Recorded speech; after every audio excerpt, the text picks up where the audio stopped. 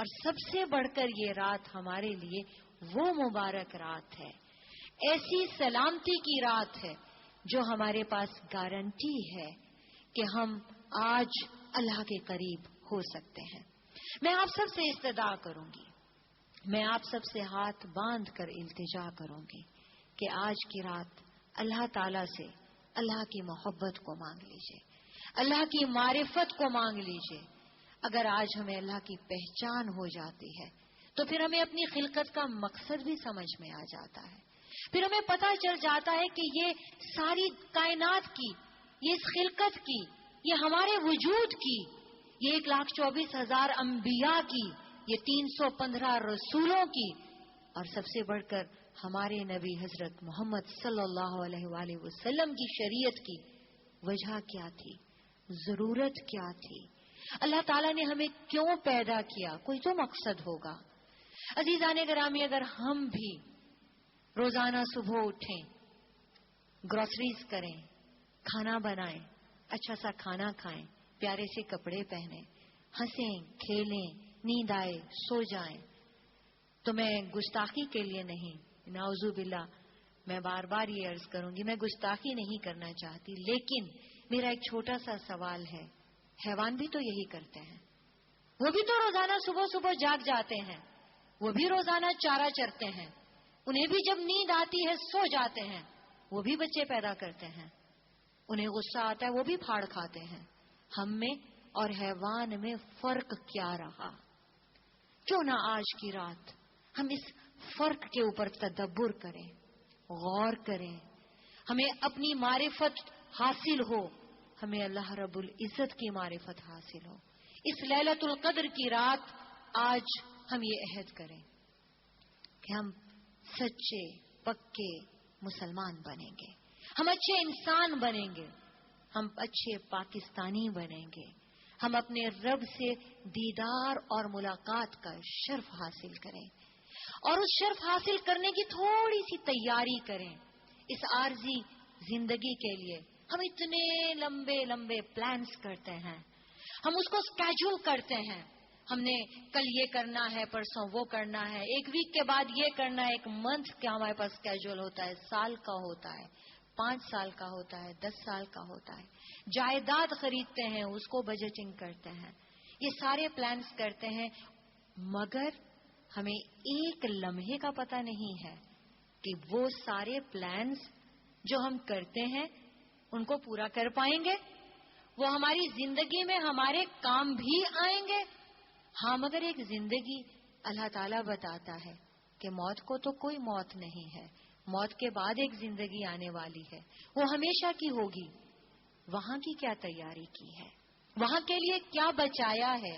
کیا رکھا ہے، کیا بھیجا ہے، وہاں تو ہمیں ضرورت رہے گی، وہاں تو ہمیں بہت لمبا جینا ہے، یہاں تیاری اتنی عمدہ ہے، اور زندگی کچھ بھی نہیں، زندگی کا پتہ ہی نہیں، اور وہاں پکا پتہ ہے کہ موت نہیں آئے گی، ہمیشہ رہنا ہے۔ وہاں کا بھی ایک اکاؤنٹ ہونا چاہیے، اس اکاؤنٹ میں ہم اپنے ہاتھ سے صدقات بھیجیں تاکہ وہ وہاں بڑھ کر پلنے لگیں، بڑھنے لگیں، اور کل کو ہمارے کام آئیں۔ اللہ تعالیٰ انہیں اپنے اوپر قرض سمجھ کے رکھتا ہے اور ہمارے اکاؤنٹ میں دن دگنا رات چگنا بڑھاتا رہتا ہے۔ ہمیں اس اکاؤنٹ کا بھی خیال کرنا ہے، ہمیں اپنے اعمال کا بھی دھیان کرنا ہے، کیونکہ جب ایک مومن مرتا ہے تو اس کے ساتھ 3 چیزیں جاتی ہیں، اعمال کا سلسلہ منقطع ہو جاتا ہے۔ ایک تو اس کے اپنے اعمال، دوسرا وہ صدقہ جاریہ، وہ صدقات جاریہ جو وہ کر کے چھوڑ جاتا ہے، اس میں تمام تر رفاہی کام ہیں، مسجد بنوانا، مدرسہ بنوانا، کسی کے لیے میٹھا پانی جاری کرا دینا، مدرسہ بنوانا، کوئی سا بھی ایسا کام جس سے مخلوق کو فائدہ ہو، اور اس کے بعد نیک اولاد چھوڑ جانا جو ہمارے مرنے کے بعد بھی ہمارے لیے ہاتھ اٹھائے، دعا کرے، ہماری مغفرت کی دعا کرے، کیونکہ رسول اکرم صلی اللہ علیہ وآلہ وسلم نے فرمایا کہ نیک اولاد اتنا بڑا عطیہ ہے کہ کوئی والد اس دنیا میں اپنی اولاد کو اس سے بہتر تحفہ نہیں دے سکتا کہ وہ انہیں اخلاق کی تربیت دے۔ جب ایک مردہ پڑا ہوتا ہے تو فرشتے جا کے اسے کہتے ہیں کہ تمہارا جنت میں رتبہ بڑھ گیا، اور وہ حیران ہو کے کہتا ہے کہ میرا تو کوئی عمل بھی نہیں، یہ رتبہ کیسے بڑھ گیا؟ تو فرشتے جواب دیتے ہیں کہ تمہارے بچے تمہارے لیے دعائے مغفرت کر رہے تھے، جنہیں قبول کر کے اللہ تعالیٰ نے آج تمہاری جنت میں رتبہ اور بلند کر دیا۔ وہ تعلیم جو ہم کسی کو دیتے ہیں، کوئی ایک اچھی بات جو ہم اپنی اولاد کو یا دنیا میں کسی کو بھی سکھاتے ہیں، اور وہ ہمارے مرنے کے بعد بھی، ہماری زندگی میں بھی اگر اس پر عمل کرتا ہے تو اس کا اجر بھی ہمیں ملتا ہے۔ عزیزان گرامی، میں آپ سب سے آخر میں یہ درخواست کروں گی کہ لیلۃ القدر کی اہمیت کو، اس کی فضیلت کو، اس رات کو ہرگز ضائع مت کیجیے۔ اپنے تمام تر کام مغرب سے پہلے نپٹا کے مغرب ہوتے ہی اگلی صبح فجر تک اللہ تعالیٰ کی یاد میں لگ جائیے۔ اس رات سب سے بڑی عبادت دعا ہے۔ تمام علماء امت کے نزدیک اس رات کی سب سے بڑی عبادت دعا میں ہے، دعا مانگنا ہے۔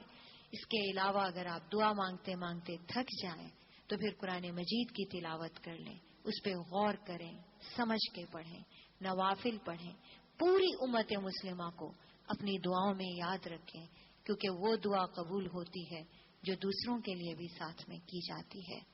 آخر دعوانا الحمد للہ رب العالمین، الصلاۃ والسلام علی رسول اللہ الکریم۔